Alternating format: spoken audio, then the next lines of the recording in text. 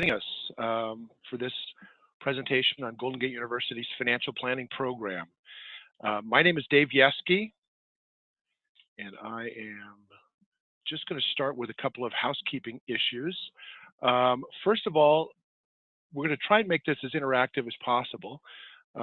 So if you look at your little dashboard that is loaded when you join this meeting, and the dashboard may be something that has to float down from the top or the bottom of your screen. So play with your cursor that way. There is the possibility of a live chat. You may have to you may have to hover over the little three dots which says more in order to see the chat function. But feel free to pose questions anywhere along the way.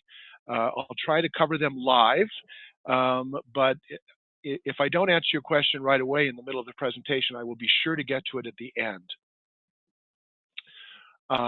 So let me get started. And I'll start by saying a little bit about myself. As I said, I'm Dave Yeske. I am the director of Golden Gate University's financial planning program. I am also a practicing financial planner. I am managing director of Yeske Bowie, a financial planning firm with offices in San Francisco and Vienna, Virginia, which is just outside Washington, D.C.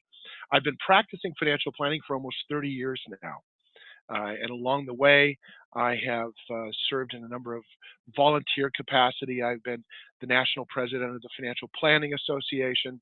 I've just joined the board of governors for or the board of trustees, I should say, for the Foundation for Financial Planning, about which I may say more later. And so the financial planning has been very much, I call myself a financial planning evangelist. This has been very much my an art. In addition to being a business, it's really it's something that I love doing. It's a mission I believe in. I believe that financial planning has the power to transform lives for the better. And the financial planners, if they're doing real financial planning, are not just making a living, but they're doing good in the world. And that's why I call myself a financial planning evangelist. I have been teaching in Golden Gate University's financial planning program for over 20 years. And took over the role of director just about 3 years ago. I should mention, by the way, that we have and one of our enrollment counselors is in the meeting with us, Fremont Chang. And if you have logistical questions about the process for applying, what to expect, and so forth, Fremont will be available to be answering those along the way and at the end as well. So feel free to post questions, whether it's about the program, about GGU, about how to apply, and either Fremont or myself will try and get to all of them along the way.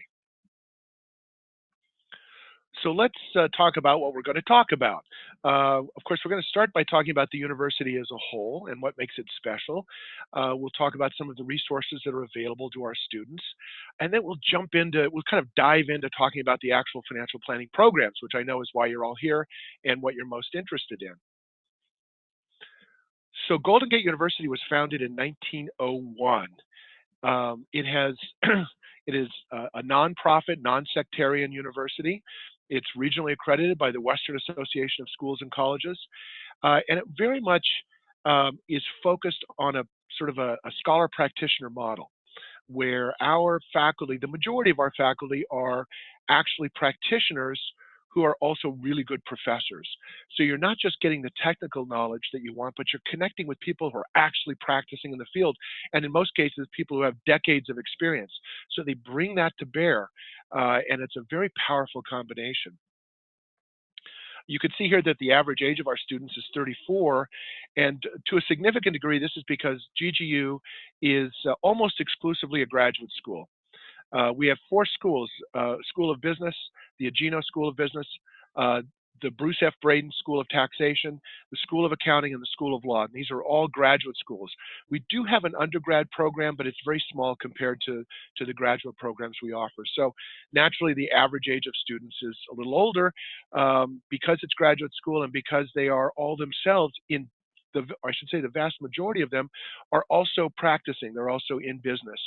And so they bring also a wealth of life experience and business experience to all of the student dialogues that take place in the classroom or in whether it's in the virtual classroom or the physical classroom. We offer a great deal of flexibility. Both of the programs I'm going to be talking about today are available in the classroom or entirely online, so you can choose whichever options best fit your schedule, your obligations, your family life.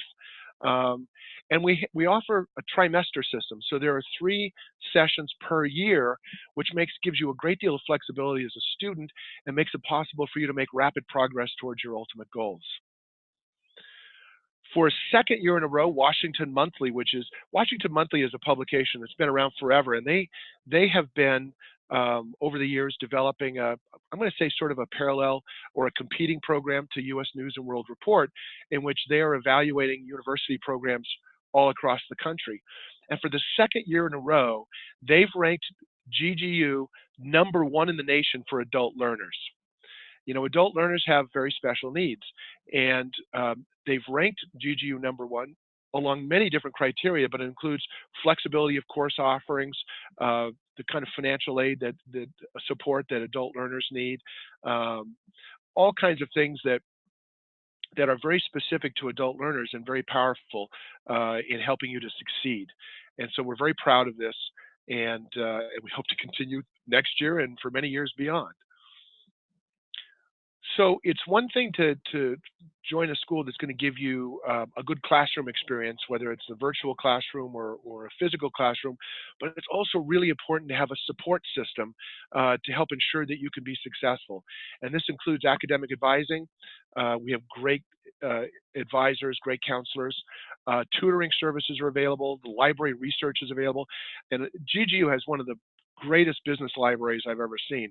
And the librarians are incredibly helpful in helping you find resources, whether you're being asked to do a research paper or you're just pursuing some other topic of interest.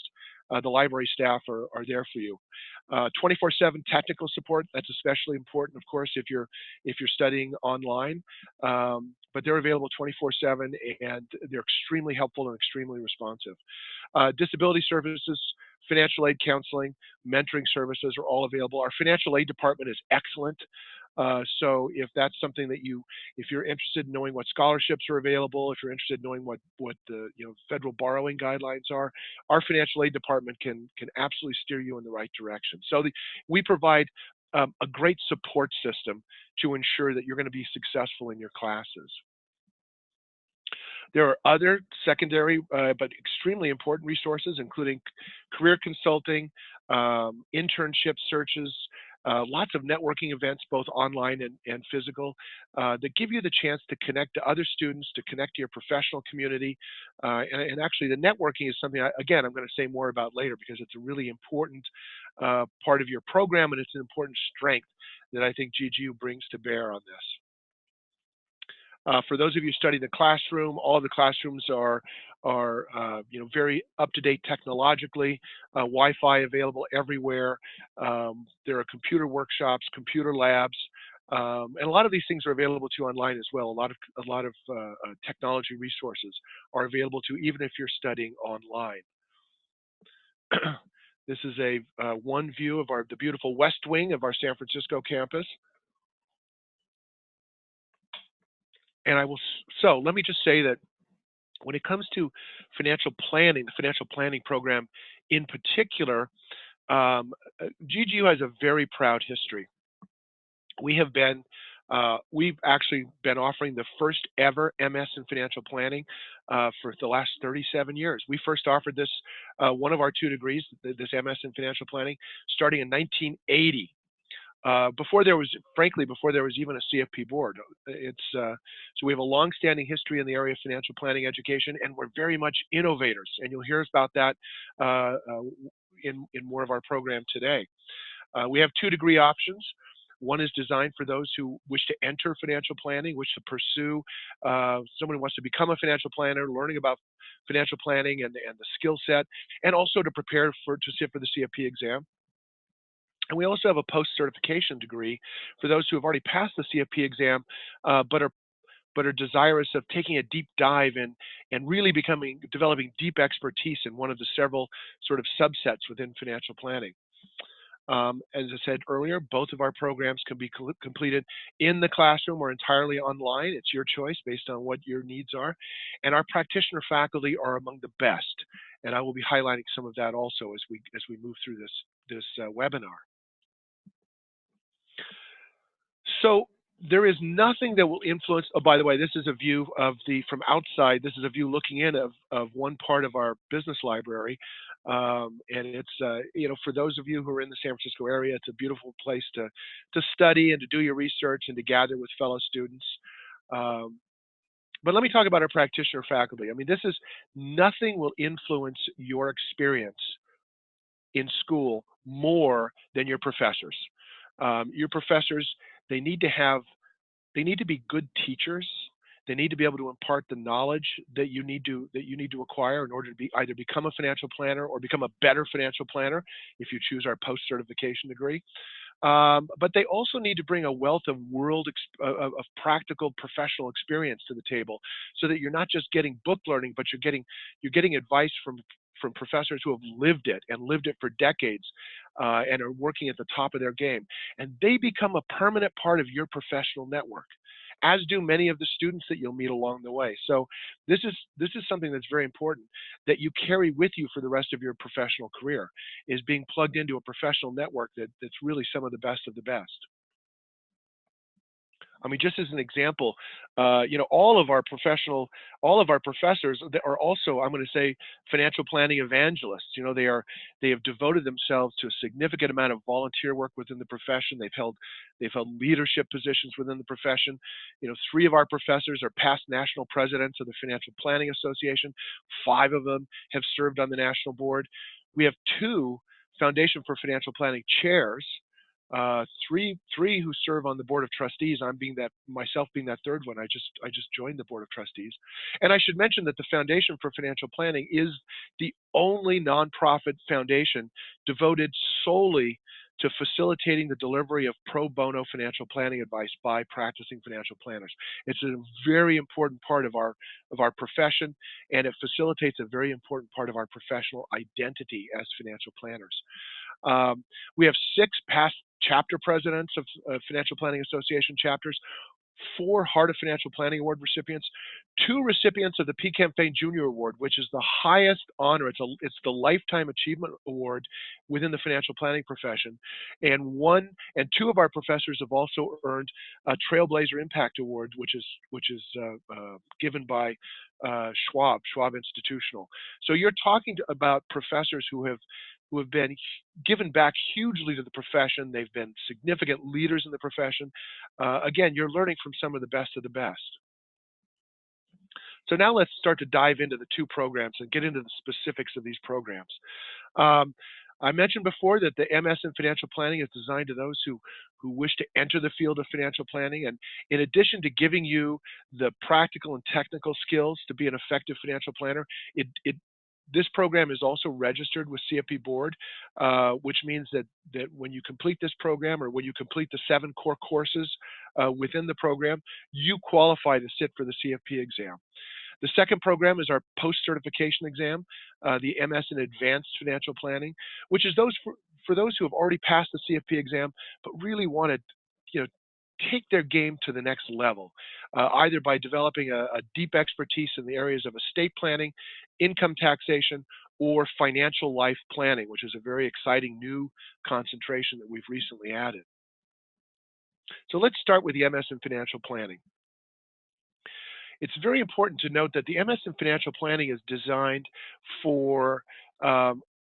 it's designed not just to prepare people to sit for the CFP exam. It does qualify you to sit for the exam, but it's so much more. It's really designed to go far beyond that and give you the tangible skills, understanding, and knowledge necessary to be able to practice effectively as a financial planner, to really be among the best of the best as a practitioner. And so we cover all of that in terms of giving you the knowledge of the legal and regulatory environment, so you understand how financial planning is positioned within how the profession of financial planning is positioned within the larger financial services landscape and the larger legal and regulatory landscape. Gives you an understanding of the ethical and legal landscape, but also a really deep understanding of the interpersonal skills necessary to be an effective advisor. The program has a core of 10 classes. And so minimally, you will complete 10 classes. You'll complete 7 classes in order to qualify to sit for the exam. And actually those 7 classes can result in a graduate certificate in financial planning. And then with 3 more electives, you will have earned a degree. Now, there's also a foundation requirement, which includes some basic understanding of accounting, finance, uh, um, economics, and quantitative methods. Um, but those can be waived for many students. So it's the 10 classes that make up sort of the minimum classes for the degree itself. Some of the requirements for admission: you must have a bachelor's degree from a regionally accredited university. There's also an expectation of a 3.0 grade point average. Now, don't despair if, as is true of many undergraduates, maybe it took you a while to get up to your full game as an undergrad, and your GPA isn't quite 3.0.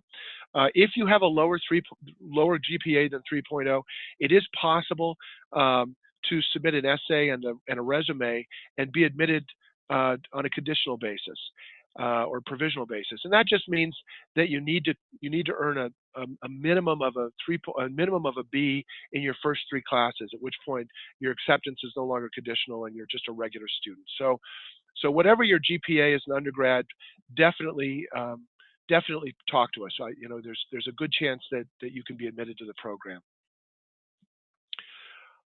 There's some expectations that you'll be able to write proficiently at the graduate level, that you have certain basic math skills and business proficiency, computer proficiency, which means basic ability to use a computer and the basic sort of productivity software, spreadsheets, and so forth, and that you'll be able to use English at a certain level of proficiency appropriate for graduate study.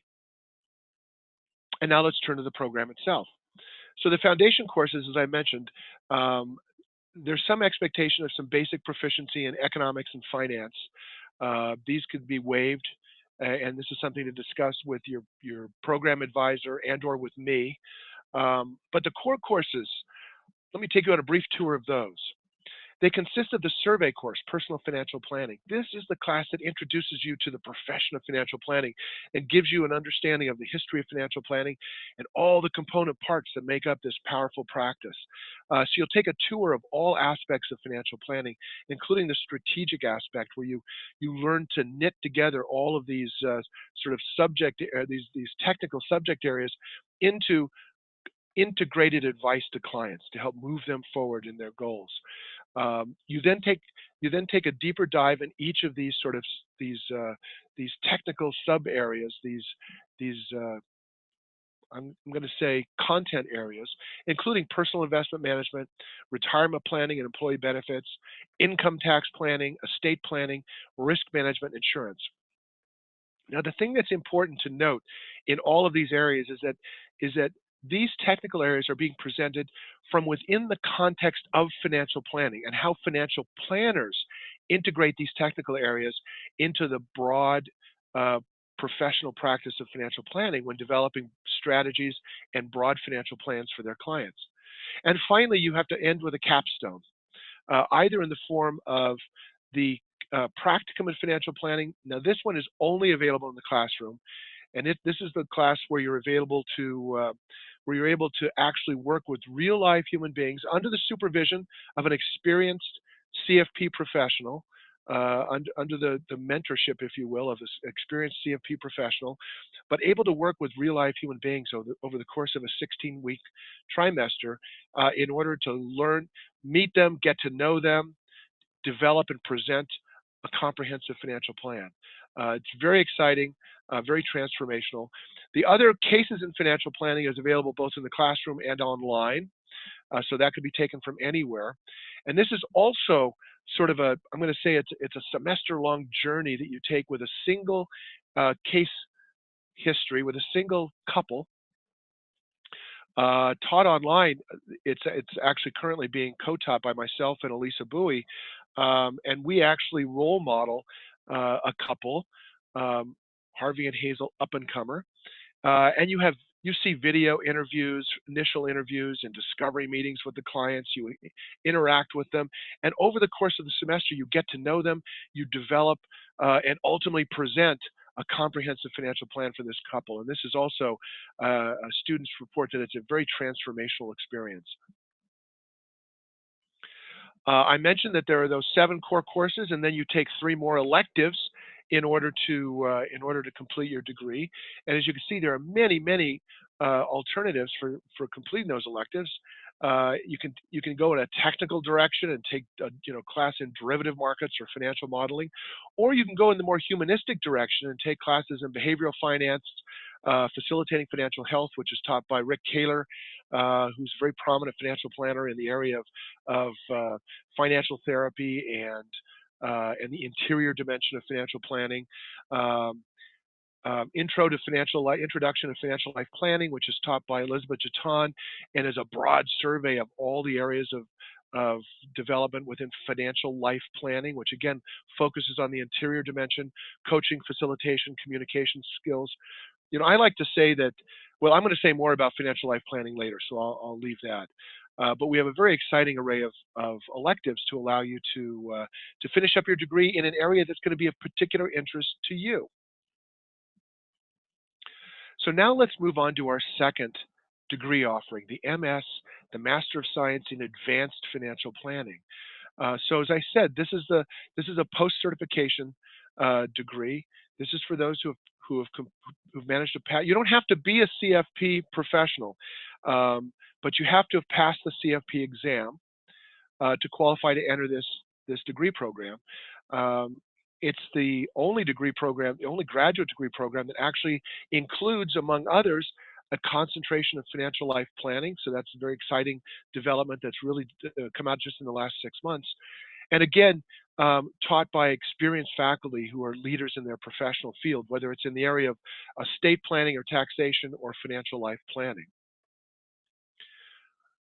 So this, again, there are some expectations, some learning outcomes, and we set the bar very high. The people who come out of our program typically go on to be significant leaders within the profession, and that's because we set the bar high, we attract the best, and we educate you to a level where you understand what it takes, not just to be practicing at the top of your game, not to just be the most effective professional financial planner you could be with your clients and within your professional community, but also to prepare you to be leaders in the profession. And this is a very important mission that we have as well. Again, graduate writing proficiency and business proficiency. These are, for you, most of you, this is not going to be an issue. And now let's talk about the program itself. So there are 2 core courses that are required of everyone without regard to the concentration they ultimately pursue. The first is called Business Development and Financial Services. And I should mention that this is a very unique class. Business development can be viewed through several lenses, but it certainly is about developing new client relationships and sustaining those new client relationships. But this class has been designed and is taught very much through the lens of client trust and relationship commitment, the research around communication skills required to foster new client relationships and develop deep client relationships where you're fostering trust and commitment. And it gives you a skill set not just to develop new business, whether you have your own practice or you're working within a larger financial planning firm as part of a team, but to also develop those communication and interpersonal skills that will allow you to foster deeper relationships and more effective relationships with existing clients. The other one is Cases in Financial Planning, and this is actually the same as the capstone course I just mentioned, and it's an opportunity to spend an entire semester really melding in a very challenging environment, melding both the technical and the interpersonal skills to develop a comprehensive financial plan for this case client in a very interactive way, but a very challenging way. We have had very experienced financial planners, including leaders in our profession, past national presidents of the Financial Planning Association and others who have been practicing in some cases for decades, who come into this class and with all of their experience, they come out the other end transformed and feel like it was a very valuable experience for them. And I will tell you myself, as someone, myself and Elisa Bowie, who co-teach this, we've been practicing for over 30 years each. And we find, even as the professors teaching it, that it's a very transformational experience for us every year as well. So these are very exciting courses, and they're the foundation for each of the concentrations. Now, beyond that, you then choose to pursue a very specific concentration. And it could be in financial life planning, it could be in estate planning, or it could be in taxation. And some people will blend these. There are certain requirements, which I'll review momentarily, for completing each of these, but it doesn't mean you can't dip into the others. And so it's very much creates an opportunity for you to craft a program that's going to meet your possibly diverse needs. For example, some people will attempt to complete both the estate planning and income taxation concentration and really take a deep technical dive. And others will instead focus on just one. Some will focus on estate planning or taxation, but they'll take some of the financial life planning classes as their electives. And so they get a little bit of taste and a little bit of additional training in diverse areas. So here's what the financial life planning concentration looks like. Once you've completed those two foundation courses, you then move on to the survey course, Introduction to Financial Life Planning. This is a very exciting class, and it's ongoing right now this term for the first time. I mentioned that the lead instructor is Elizabeth Chaton, who has a long history, not just as a leader within the financial planning profession, but as a leader in the area of financial life planning. And she's taking students on this broad tour. She's sort of curating a tour of all of those threads of development that have given rise to this aspect of financial planning that we call financial life planning. And along the way, she's bringing in some of those leaders who have actually developed this as guest lecturers who participate each week in the class. George Kinder, many of you have heard of George Kinder, who developed the 7 stages of money maturity and the Evoke system. He comes in as a guest lecturer and also as a participant in the class. And you have Susan Bradley of Sudden Money, who's very much into financial life transitions, who's one of our guest lecturers participating in 1 week. You have Carol Anderson and Amy Mullen of Money Quotient, who come in and offer really insightful lectures and dialogue within the week. Ed Jacobson, who's an expert in the area of appreciative inquiry. I mean, you're not just learning from the best of the best, you're learning from all of the best of the best in this particular field over the course of a 16-week semester. So this is a very exciting class. I have to tell you that this one is being taught online to make it available to people from all over the country. And I have never seen such exciting discussion forums each week. The students are very engaged and energized. So that's a very exciting class. Facilitating Financial Health, Tools for Financial Planners, Coaches, and the full title is Facilitating Financial Health, Tools for Financial Planners, Coaches, and Therapists. This class was developed by and is taught by Rick Kaler, who's one of the leaders in this aspect of the profession. He wrote a textbook of the same title, which is the textbook for this class. He's also, many of you will know him through a book he wrote called The Financial Wisdom of Ebenezer Scrooge. It delves into the concept of money scripts. It's very highly interactive and transformative. This is always this class has been offered for a decade now and has always been one of the most popular electives. And now that it's a core part of this financial life planning concentration, I think it will continue to be one of the most popular offerings. Coaching skills for financial planners. This class is taught by Sandra Davis, who is, I'm going to step out there on a limb and say I think she is the premier expert nationwide in the area of coaching skills for financial planners. She has a national reputation in this area, and another class that students rave about. So before I move on to the next, well, I'll mention the next two.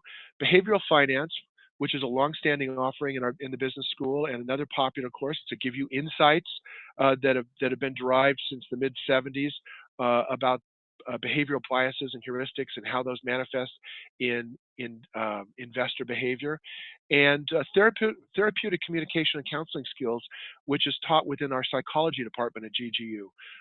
And this one delves deeply into the best research on effective communication, which is such an important element of financial life planning, but good, I'm going to say just good financial planning in general.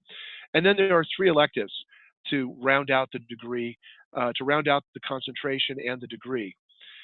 So before I move on, I want to mention that these first 3 classes, the Introduction to Financial Life Planning, Facilitating Financial Health, and Coaching Skills for Financial Planners, will soon form a graduate certificate in financial life planning. I don't have final approval for this yet. I expect to have it by the end of this month from the Committee on Academic Standards. So stay tuned. But I believe that by the end of this month, we will have full approval for a graduate certificate in financial life planning. And that graduate certificate in financial life planning will consist of these first 3 classes. So for those of you who are interested in getting graduate level recognition for deep expertise in the area of financial life planning, that will be an alternative for you. So feel free to reach out to me. You'll see my contact information at the end. Next, for those who want to take a deep technical dive in estate planning, this is what that offering looks like.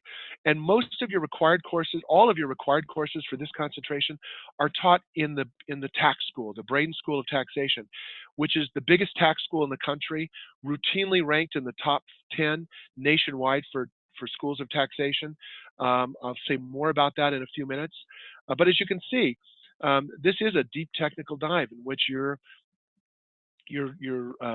deepening your technical skills in federal income taxation, tax research and decision making, individual retirement plans, taxation of trusts and estates. I have to say that the students who graduate with either of our tax concentrations, I'm just going to tell you, when they walk into a room, they are the subject area experts. There is no, in my experience, there is no CPA, there is no tax attorney who walks into the room with a deeper expertise in these areas than our graduates. So if you want to build a reputation of deep expertise in these really important technical areas, this or the next are the concentration for you. Now, the taxation concentration, again, this is the required courses are all taught in the Braden School of Taxation. You can see advanced federal income tax, tax research and decision making, property taxations, and tax timing are your required courses. You have to take 1 more tax elective, and then you could take 3 electives in the 3 finance electives in the business school. Some really ambitious students will use those electives to take 3 more tax classes because they actually want to complete both of these concentrations, and that is certainly an option that's available to you. But again, if you choose to follow one of these paths, when you walk into a room, you are the subject area expert. So I mentioned earlier that the Braden School of Taxation, largest tax school in the country, it's enrolled more students in the last nearly half century than any other. #1 ranked, according to Tax Talent, which runs a survey of tax hiring executives at the biggest taxation firms in the country, and they come back again and again, 2 years in a row, as you can see, 2 consecutive years, and they've ranked the Braden School of Taxation #1. And again, you're dealing with the best of the best. The professors in the School of Taxation are partners in Big 4 accounting firms. They are partners in big law firms who specialize in taxation. So you're developing you're not just learning from the best, but you are developing a professional network that can only help you in the future. Now we get to where the rubber meets the road. The process is very simple to get started. You just go to ggu.edu/apply, and you can download a form. But the easiest thing is just to begin your application online, and you'll be contacted by one of our enrollment counselors who will help you, or admissions counselors, I should say, who will help guide you through the next steps. Um, and I have okay. So I'm gonna move on through this quickly and um, say a few more things about enrolling, and then I'm going to come back to the questions that are coming up. GGU, I mentioned earlier, you want to talk to our financial aid department. We've offered, nearly $10 million in scholarships in various categories. A lot of employers reimburse, and then of course there are student loans that are available as well. For the graduate program, the cost ranges from a little over $3,000 per three-unit class in the Agino School of Business, a little bit closer to $3,500 per three-unit class in the Braden School of Taxation. But if you're a member of the Financial Planning Association, you qualify for a 10% tuition grant for any and all classes you take. So that's essentially a 10% discount on all classes you take.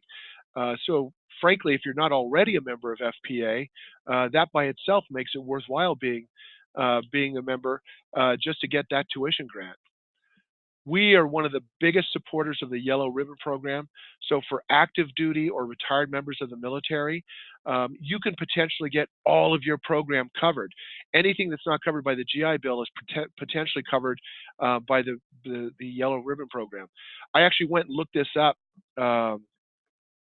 on the web I can't remember if it's the Department of Defense or where this is to be found, but I looked it up and found that it varies widely among universities, and GGU is just about at the top of the list in terms of the degree of support we give. So we have very, very deep connections with the military, have a long history of deep connections with the military, and we definitely want to, you should definitely consider talking to us if you're active service or retired. So now to get on to questions, and I see that we have several.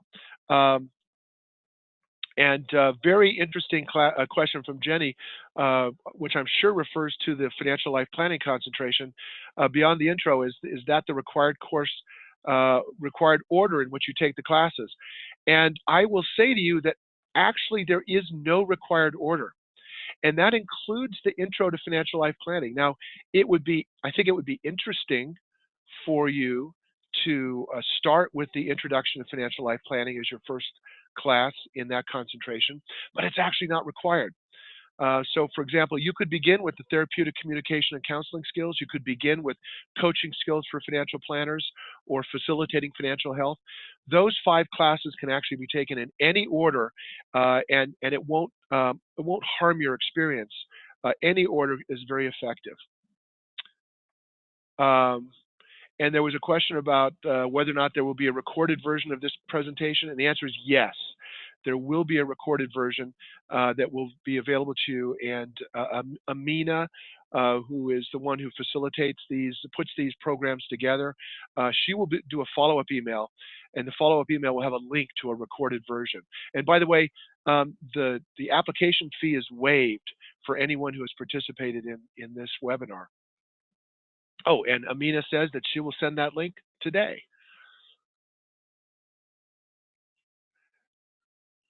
And Fremont just wanted to, you can all see this, but I'll just say it out loud. She said, if you have proficiency or foundation course requirements, you're typically expected to satisfy those first, although there is some flexibility with the foundation requirements, and we can talk about that depending on what your program outline looks like and what the availability of courses are like. Because the one thing that we always want to do is develop what's called a path to completion, which gives you an understanding based on the availability of classes, what your most rapid path to completion is going to be, depending on whether or not you're taking 1 class per term or 2 classes per term, or in the rare case where someone is taking 3 classes per term. Now, if you're working full-time, 3 classes per term is certainly doable, but I'm going to say it might be challenging. I'm going to say that of those who are working full-time, most students take 1 or 2 classes per term, and not every class is available every term. So, we try and come up with a path that's going to fit your schedule and get you as rapidly as possible towards your ultimate goal. So I'm going to pause now for I want to mention, while you think about any other questions you may have, I used to have a slide to this effect, but I seem to have dropped it. But I want to mention that for those who are interested, especially in the MS in advanced financial planning, and perhaps especially in those sort of technical concentrations in either taxation or estate planning, Michael Kitces, who many of you know as a thought leader within the profession and kind of a gearhead himself, he is a huge fan of this program. And he's written about it before. And if you like, I can follow up with information. In fact, for any of you who are interested, there's my contact information. Feel free to contact me. I will send you links to some of the things that Michael Kitces has written about our program.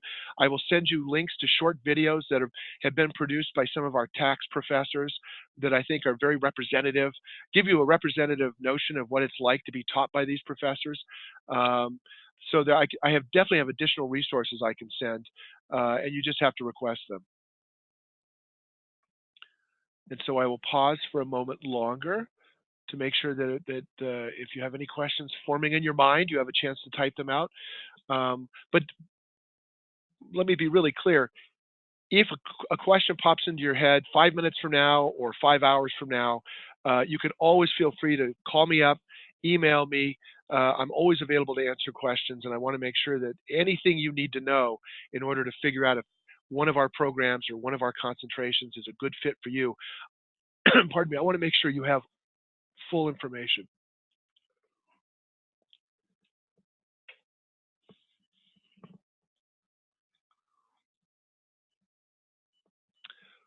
What? Oh, here we go. Yes, so Jenny has a question. Do you offer career counseling of any sort? If I'm switching to financial planning from an unrelated career and I'm trying to determine if it's a good fit, are you the best resource? And the answer is yes. I am. One of the things I love to do is to counsel and mentor, and I am always available to talk about my personal experience in the profession and how it relates to you and what's best for you. I have a lot of students who come to me and we talk about what their career goals are and whether or not financial planning is the best fit for them and the best path they might follow to enter financial planning. Yes, I love talking about that. If you live in San Francisco or Northern Virginia, come by the office. If you don't, we'll schedule a phone call. I definitely want to talk to you and give you as much guidance as I can.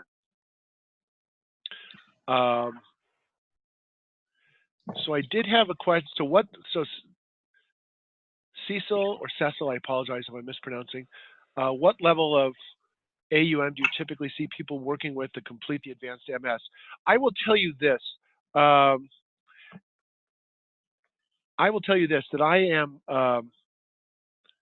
I see two things with people completing the MS, and especially if you're talking about you were talking about the advanced MS. I see two things. I see a lot of people who are working in very advanced firms where they may have hundreds of millions or billions of dollars of AUM come into this program because they are already dealing with very advanced clients and client needs, and they know that in order to continue serving those clients and in order to continue attracting more clients like that, they need to be at the top of their game, or they're members of the team within these large, well-established financial planning and wealth management firms, and they want to advance their career within the firm, and then they know that this is sort of the advanced knowledge they get from this degree is something that will catapult them within their firm.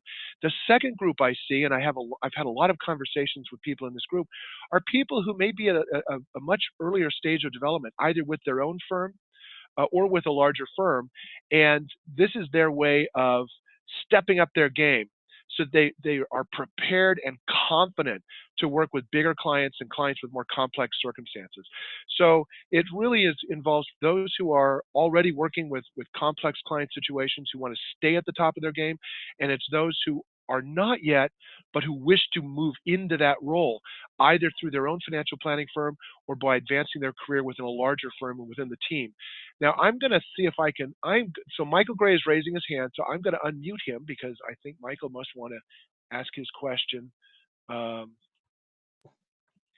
There we go. I have unmuted you, Michael. Feel free to ask your question. Can you hear me okay? I can. Okay, great. So I was wondering, in terms of taking classes in person or online, can I decide to do one class in person and then the next one online? And is that how it works?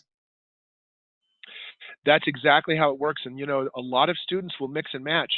Um, they may say, I like being in the classroom, so I'm going to take the survey class. Um, are you talking about? Are you aimed at the MS in financial planning or the MS in advanced financial planning? In advanced financial planning. Okay, so all of the finance classes and all of the taxation classes are available in both, and students will very frequently say, "Well, I do best if I can interact with the professor. So especially maybe with something complex like taxation, so I'm going to sit in the classroom this semester." And then they might the next semester say, my business travel is really ramping up for the next couple of months. I'm going to take a cyber section so I can work on the road. So you can. I'm giving the long answer to the short question, which is what I'm famous for. But the That's the good. bottom line is that you can absolutely mix and match in whatever way works for you. Yeah, and so you can't really mix and match within a single course, like come one week in person and then watch the next week online. I'm guessing that would probably be too complicated. No, that doesn't really work. So I will say some classes are taught in mixed mode, where instead of 16 weeks in the classroom, it may be 8 weeks in the classroom, alternating with 8 weeks online. Okay, But it would only be when a class was explicitly a mixed mode class that you could do that. right. Most classes are either entirely online or entirely in the classroom. Got it. Okay, great. Thank you. So let me make sure I'm not missing anyone. Let's see. Okay, we got that one. Oh, okay, great. And great. So these have been great questions. It. Oh, so Evan, I'm sorry. Evan, you do not appear to be muted. So please ask your question. Great, thanks, Dave.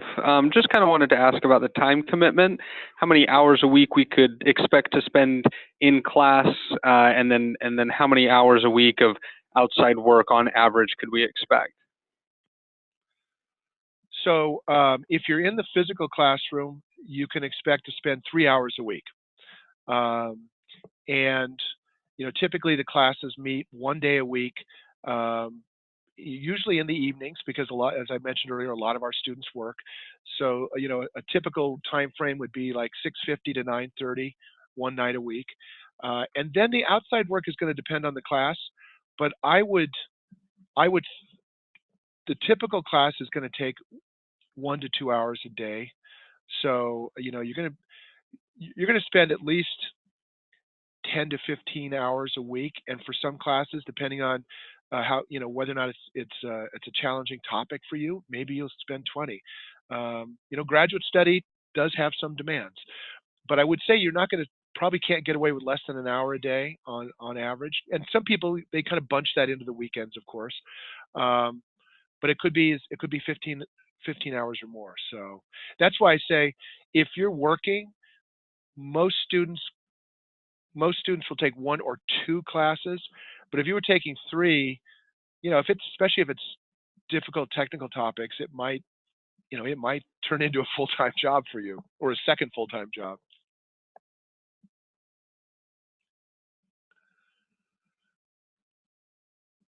Okay, and now we have another one. Do most classes have separate textbooks, or are materials provided via student portal?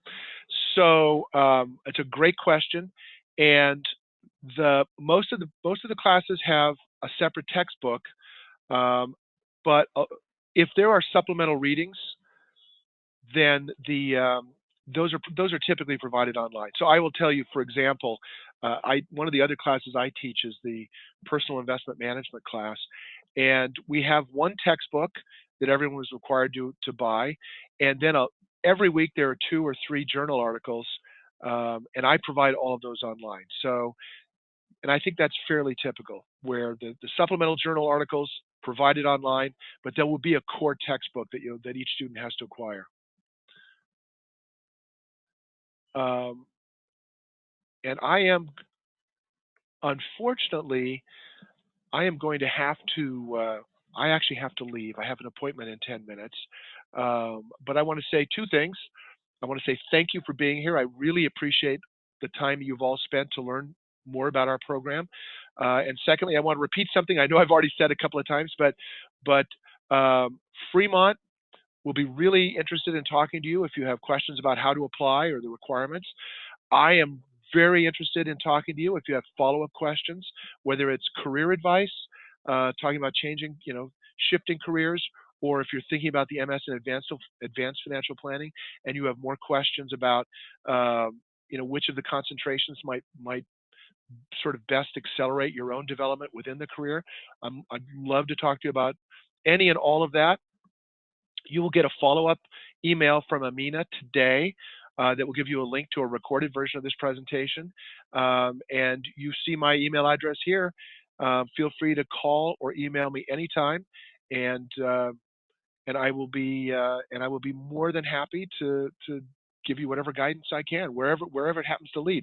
I said before, I'm a financial planning evangelist.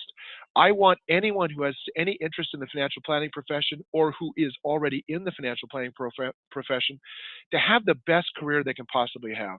And if that doesn't lead you through one of our degrees or one of our certificates, that's fine. I want to do whatever I can to make sure you have the best career that you can possibly have based on your individual goals and circumstances. So never hesitate to reach out to me wherever you think it might lead. And so that's it for me. And I really hope I hear from all of you.